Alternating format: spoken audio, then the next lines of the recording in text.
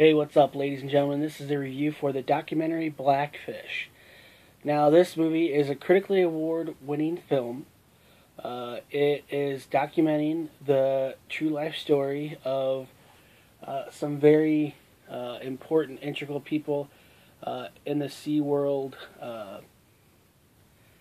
universe. Now, if you're not familiar with SeaWorld, it's one of the most popular, if not the most popular, chain of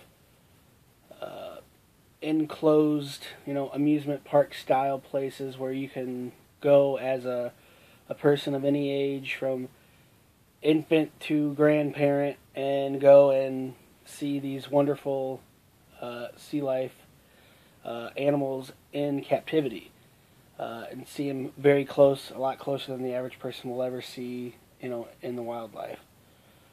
This basically documents mainly killer whales or orcas, and it shows how our perception was in the initial times of like the early 60s with the film Orca, which was a horror movie, and it's portraying orcas as being these savage beasts, basically like what you think of it when you think of a shark, like Jaws.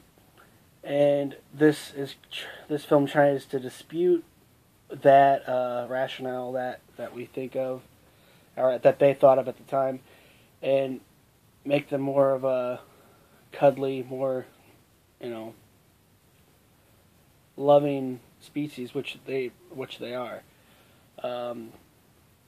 It documents, though, how, this is like a PETA approved film, People for the Ethical Treatment of Animals, and it documents how there's been a rash of killings from orcas to their trainers, and how they're not specifically an animal that, even though they're named the killer whale, they're not really killers in the sense that there's been zero documented cases, supposedly, of these orcas killing each other in the wild and killing humans.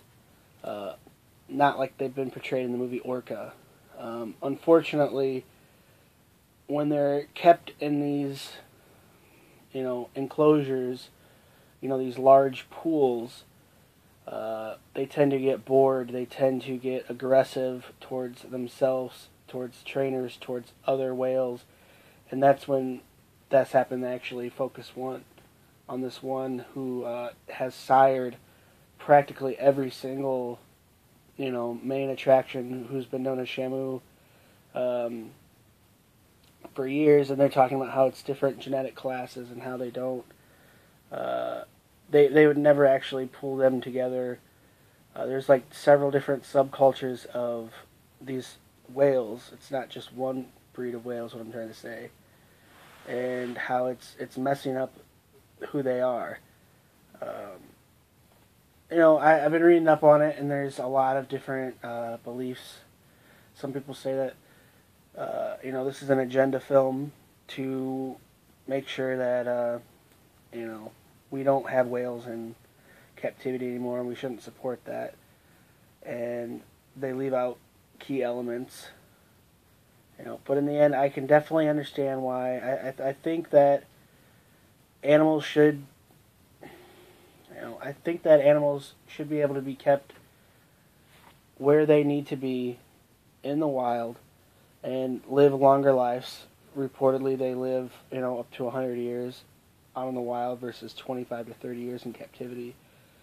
That being said, I think if we find an animal that is on death's door, it's been hurting, and we can rehabilitate it, and possibly, like, all proceeds go, that it doesn't necessarily need to be showcased, but if all proceeds are going to help, this species out again in the long run, I can understand that. But to actually, like, take away a mother's calf from her, I don't necessarily agree with that at all.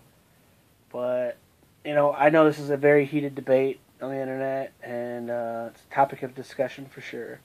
So I don't know what you guys think. If you agree with me, if you disagree with me, that's fine. I just like discussing movies and TV shows, so feel free to check out my other reviews. I have I have like over 1,100 reviews, or I don't know.